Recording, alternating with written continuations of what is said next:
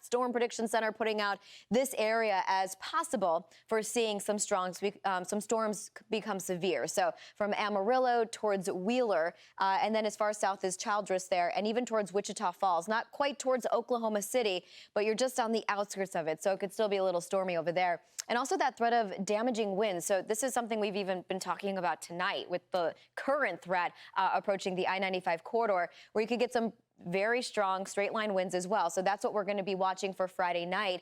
And when you look at the Fox model to time it all out for you, it's kicking it off Friday early morning hours. So you're getting the kids ready to go to school, jump on the bus. That thing's really just getting itself together, more organized as you head in through dinner time, and noticing you start to have some scattered storms from Amarillo over towards Oklahoma City and even up towards Wichita, by the way. However, the severe storm threat is going to be right in this general vicinity in through the Texas Panhandle. 9 o'clock, those storms are now shifting eastward over Oklahoma City, exiting Oklahoma, and then heading in through Arkansas by the time you get into Friday night, early Saturday morning.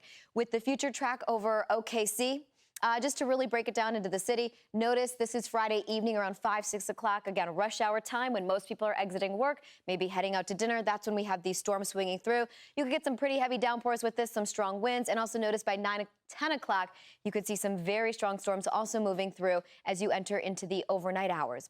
I'm Amy Freeze. Welcome to Fox Weather's YouTube page. We have more great videos on the way, so make sure to subscribe to stay updated on all things weather.